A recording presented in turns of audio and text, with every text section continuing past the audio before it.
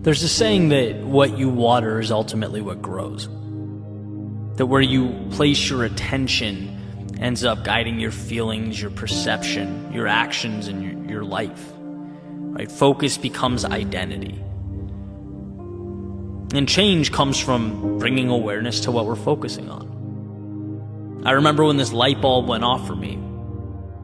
Like so many epiphanies, what happened during a difficult, kind of a trying time. It wasn't where I wanted to be. And I remember, sitting down and asking myself, dude, are you on your own team here? Are you helping yourself? Using the metaphor, the question was, am I watering the weeds in my life or the flowers? And by the weeds, I mean, am I allocating energy to thoughts that are detrimental to what I want? Am I keeping myself in places I don't want to be and in relationships that are counterproductive? Am I thinking about what can go wrong instead of all that can go right? Or am I watering the flowers, the positive, highlighting the possibility, the things I'm appreciative for, the seeds, the potential that can grow a mile high? See, I've always known the value in choosing to see the possibility. But the million-dollar question is, how do you remain aware? Because that's the thing about weeds, they're sneaky. They'll take control of your life without letting you know they're doing it. So I'm thinking this through and it dawns on me, this is not complex. This is simple. It's one, identifying where you want to be, and two, analyzing your actions based on those priorities, right? That's it. And so for every pillar of my life, health, relationships, career, finances, I made 2 dots. One for where I am and one for where I want to be. Everything in the middle is life. The ups, the downs, the joys, the sorrow. Everything in between is the path, the line. And it's simple. You start on point A, knowing that you can always get to point B. That what you want exists. It's there. It's available. And your attention, all of your energy should be allocated to the thoughts that reinforce that truth. That's your path. That's what you believe. That's what's important. And it's going to happen. Anything beyond or outside that line, anything that tells you you're not good enough, anything that accepts not achieving that priority, suggests it won't work out, that is where the weeds live. That is wasted space. Why exhaust that energy? Right? To think, I'm not good enough to get this promotion. How does that help you get to your point B? It doesn't. Eliminate that thought, right? Point B always exists. Just that notion pushes a lot of things to the side. You have to be good enough. You just need improvement.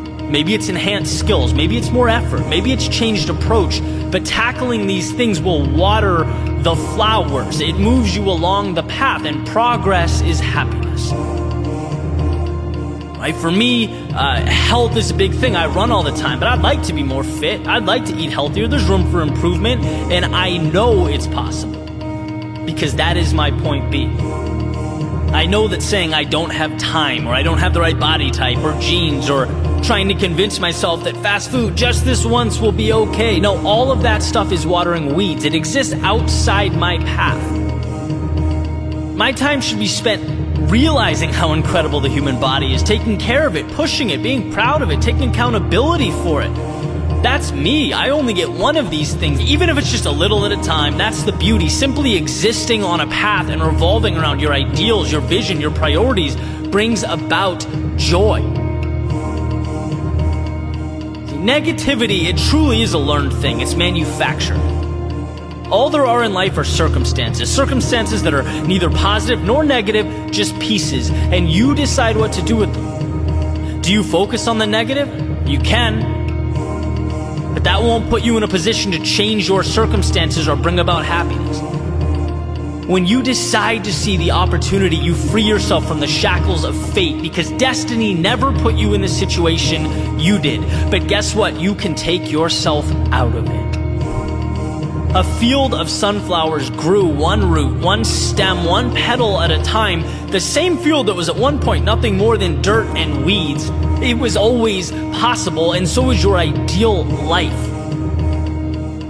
You just need to water the things that matter.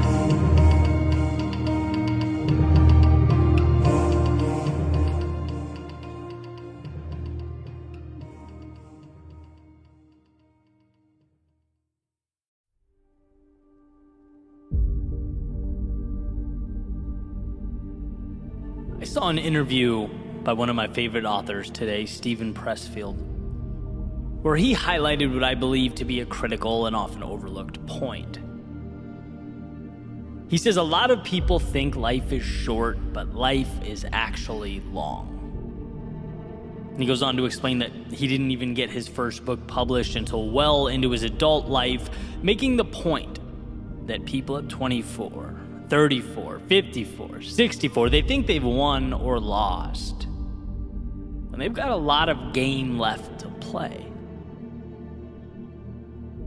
And this message, it does a few things. I think first and most obviously, it creates a kind of calm. Like, okay, I can take some of the pressure off myself. Life isn't a sprint, it's a marathon. I'm not doing so bad. Sometimes we lose that perspective. We forget that the best things in life evolve over time. Often not an avalanche, but the chipping away of a stone until the statue reveals itself. As frustrating as it may be, clarity is often an evolution. And the second thing is, it plays a role in defining what success means. If games are won in the second half, as they frequently are, then we learn not to define ourselves by the outcome of the first quarter. But more importantly, to put ourselves in position to win in the fourth. The score at halftime is not defining. It's a treasure trove of lessons and information and data that can be tapped into to get the result that we ultimately want. And I often think of running in South Florida where, I joke that I don't sit at the beach, but if you run during the day, you kind of get the best of both worlds. A little bit of sunshine, you get your workout in, but the obvious disadvantage, especially in the summer, is that the heat is taxing on the body. It's more challenging to run under that sun. And what I find is that when I push my pace right out of the gate, right from the start, push my physical boundaries, the second half of the run is a nightmare. Always. I'm dragging, speed isn't even a factor. I'm pleading with myself to simply not stop because I haven't positioned myself well. But on the other hand, when I'm disciplined, and when from the start I ease into something comfortable and progressively increase my speed, my body somehow responds exponentially better. I get the most out of myself that way. That's why I've said in the past, I'm proudest of my results when the last few miles are the fastest miles. It means I had the discipline and the foresight to make that happen. And ultimately, the big picture is affected in a positive way. And I know the same can be said for other aspects of life. I know the same can be said for the moments of temptation, when my ego pleads with me to do what someone else is doing, or things aren't evolving as quickly as I want, so my pride says, just walk away from it all. Why? Because the current moment doesn't look how I wanted it to. So the mind says panic. It says change things. It says you're losing or not good enough. It says you better pick up the pace right now because you're losing this current moment. But no, the question isn't, is right now the goal? The question is right now moving me forward consistently? So that when the time comes to sprint, so that when I'm ready to go faster than I've ever gone, be more than I've ever been, I've positioned myself to do just that. When things were challenging, I kept moving forward. When the world around me seemed to be moving at a faster pace, I ran my own race. I stayed consistent. I remembered what mattered to me. That's the question. And by the way, this doesn't mean ignoring today's results. It means asking yourself whether today's results are meaningful in the big picture. Right? Using Stephen Pressfield's example, if you don't get published or your work is rejected again and again and again, you have not lost. It's the beginning, it's the first quarter. But what info can you gain from this? What tweaks can you make to your work so that it's in some way more captivating? How can you sell it a little better? What can you do to connect with people who will believe in you and help push you forward? Remember, you only lose when you decide to stop. Why? Because as long as you're willing to adjust and keep going, there are no stopping points. People don't realize limitations are self-imposed. Losing or quitting just means you stood up and said, I'm going to stop learning and evolving with regard to this pursuit. I no longer want to adapt and move on. No outside circumstances can impose that upon you. It's truly an internal decision. I remember Jim Rohn saying, success is easy. Doing the thing that's best for you in the long run is easy. Doing the right things every day is easy. And people would say, well, that doesn't make sense. Why isn't everyone successful? Well, because doing the wrong thing is easy too. It's easy to think right now is the end-all be-all. To forget the big picture, that life is a journey, that you are equipped with everything you need.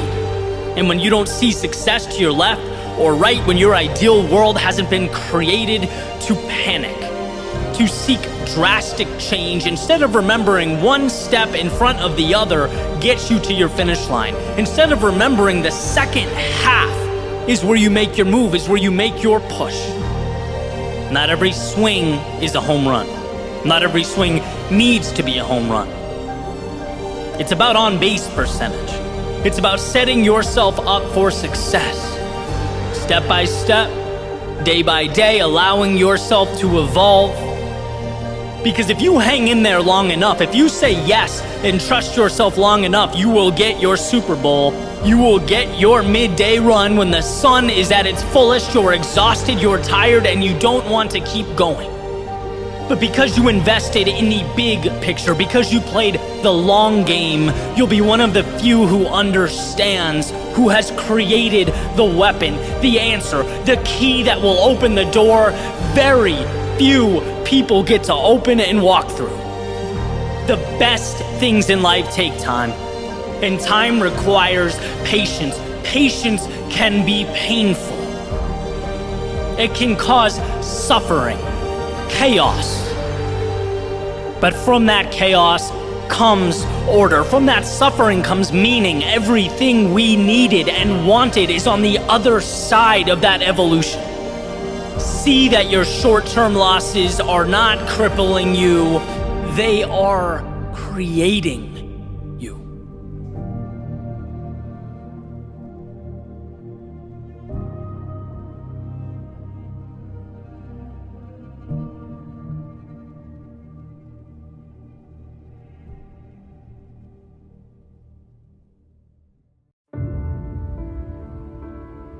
There's a story about some frogs. And, these frogs, as they're sort of making their way through the woods, the ground breaks underneath them, and two of them fall into this little pit, way, way, way down. And they tumble, and eventually they hit the bottom. They're looking up, and they're realizing how far they've fallen, right? Moving around, panicking, essentially coming to grips with the situation that they're now in. They start frantically jumping, trying to climb the walls. And as they're jumping, the frogs on top are looking down. And they're basically yelling, look, we're sorry this happened to you, but this is a lost cause. There's no way out for you guys. There's no need to jump around. This is a futile situation. Right? But they continue to jump, and they're not willing to come to terms with that possibility. Not yet. And again, the frogs up top, they yell down, there's no way. It's over. You're going to die down there, guys. You need to ultimately face that. And one of the two frogs in the pit does concede to the situation. He hears the voices and, he stops jumping and makes his way further down the pit and he dies. But the second one keeps jumping and adjusting his approach, trying different things. Ultimately, he does get out. He climbs over the ledge, and when he gets to the top, he's confronted by the others. And they come up to him, they ask him, hey, didn't you hear us yelling down that the situation was impossible? Didn't you hear us say there was no way out? And as it turns out, he didn't hear, because this frog was deaf, right? So he couldn't hear a single word, and this ultimately saved his life. Not because it helped him do the miraculous or the impossible, but because it blocked out the outside voices attempting to tell him what possible is. Look, there will always be doubters, skeptics, and cynics. As Aristotle said, there is one way to avoid criticism. Do nothing, say nothing, and be nothing. But the beauty is that these voices have one thing in common, and that's their irrelevance. Because there's one voice that matters in the writing of your story, and that voice belongs to you. Never forget how much control you have. Never forget who holds the pen. Things are real when you make them real. Things stop when you stop. Things change when you change them.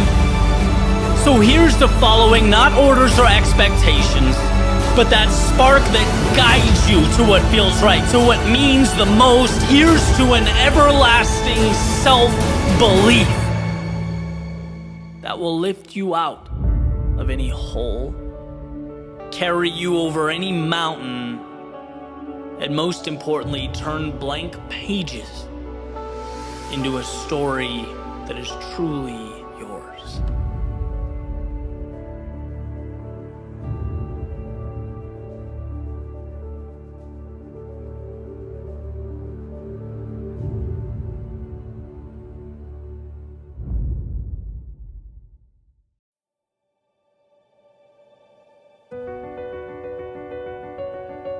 When the water rises, it's sink or swim.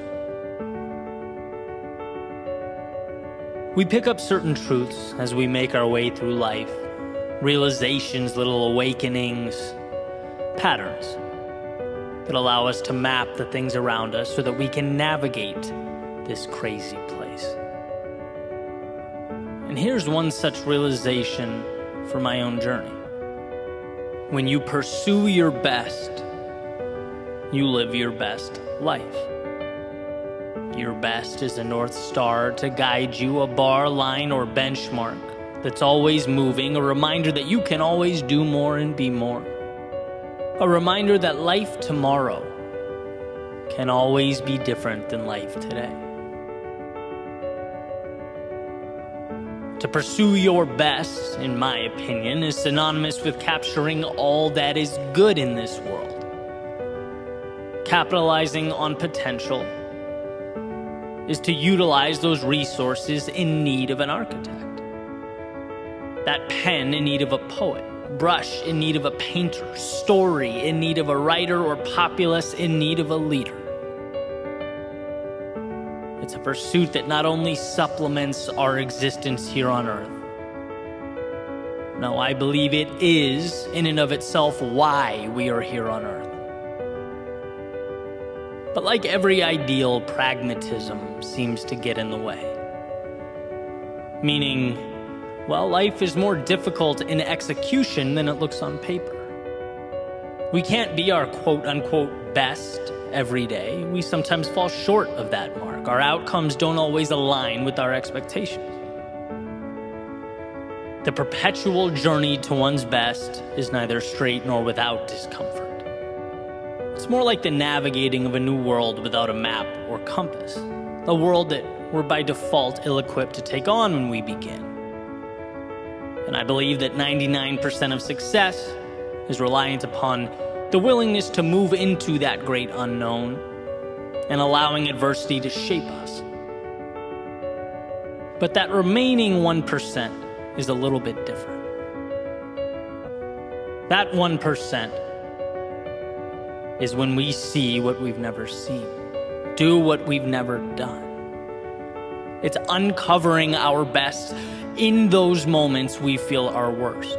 Climbing the highest when we're at our lowest. When the water rises, it's finding a way to swim. See, the majority of life calls for tiny adjustments. It's observing and learning and moving on.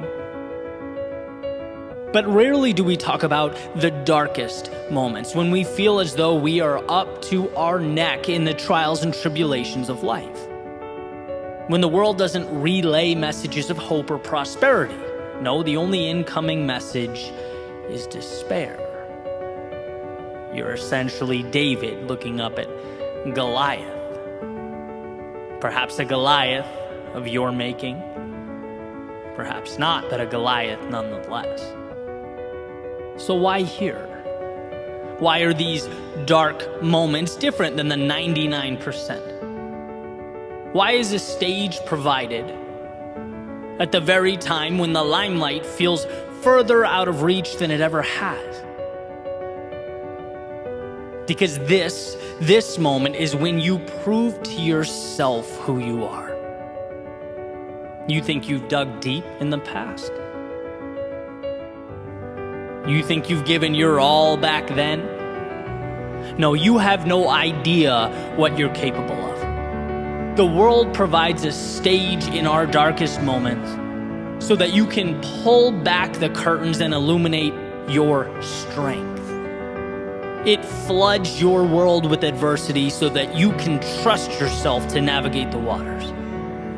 And if you can find a way here, when the walls are closing, clock is ticking, and water is rising, what can't you do? Have you ever asked yourself that question? Those moments show us what we can be, and that is why the 1% is everything. Why is it that rock bottom becomes a bridge to so many new tomorrows? Or the losses we dread most become the change we need most? The answer is simple. Because in those moments we find within ourselves the keys to transformation. See, you didn't know that you can leap that far. And you didn't know because you've never been pushed so close to the edge, running at so fast a speed. But in those moments, you learn that you can take flight. You learn you have the power to stand again. So while the vast majority of life is saying yes when most would say no, it's how we choose to act while immersed in our lowest lows that provides the framework and the opportunity.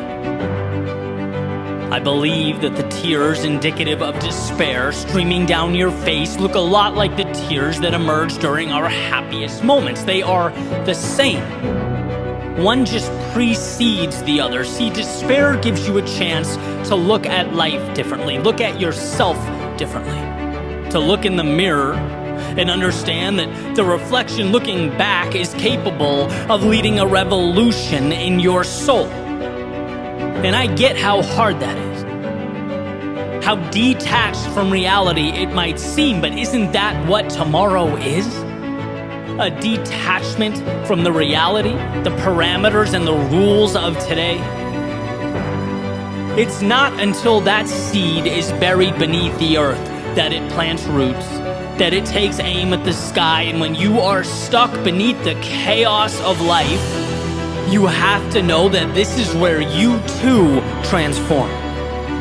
So forget yesterday's shoreline, this is where you build tomorrow's destination. Don't fixate on what is gone when you can dream of all that is to come. And don't dwell on who you were when you can celebrate all you will be. When the water rises, swim.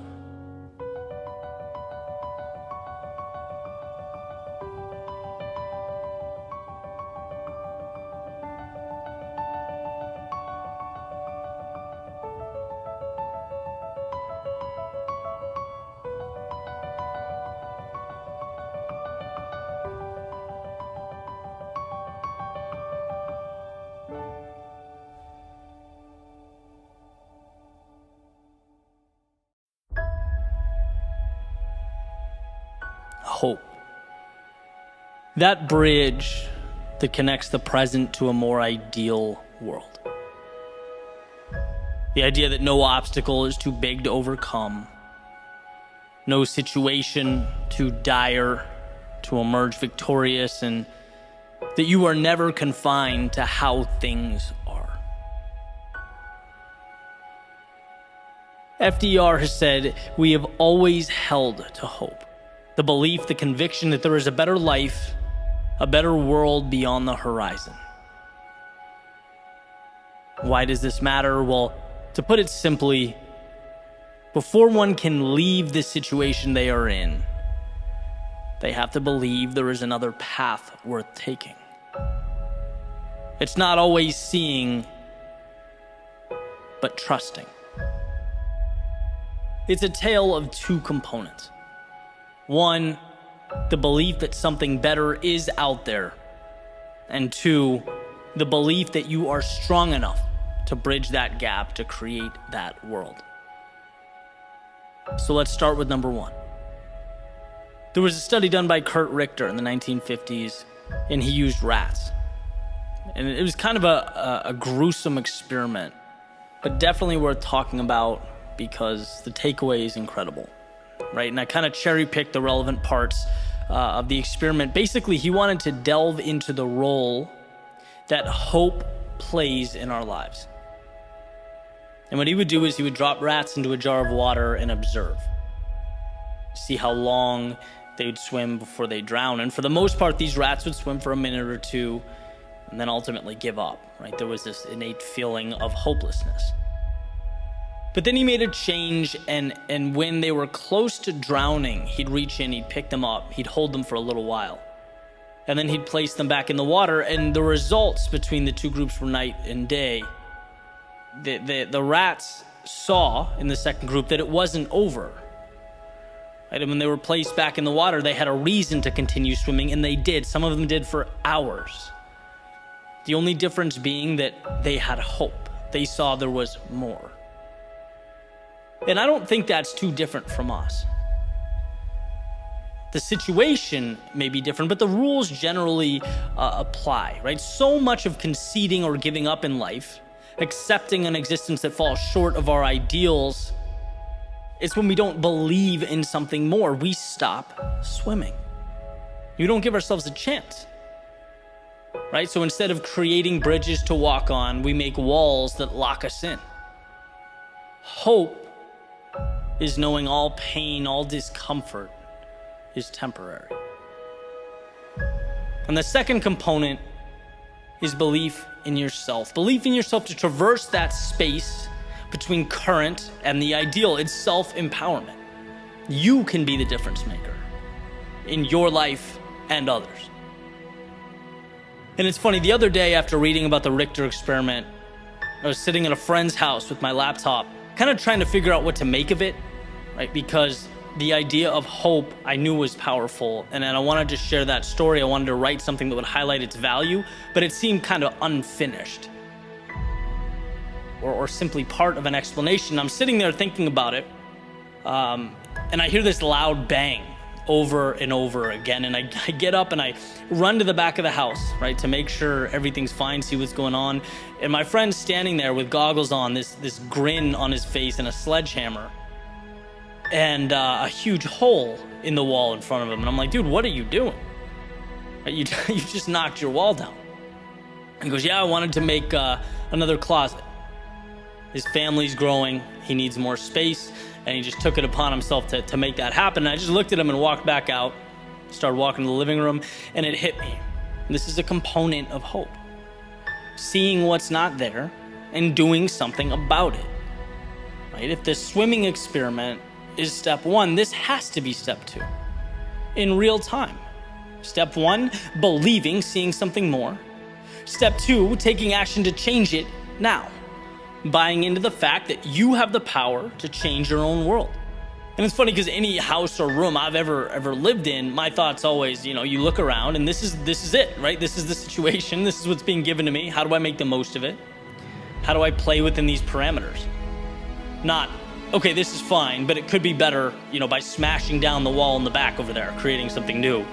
And, obviously the message here isn't about home maintenance, right? This is about taking a sledgehammer to the places in your life in which you are not content, so that you can build in its place something that matters.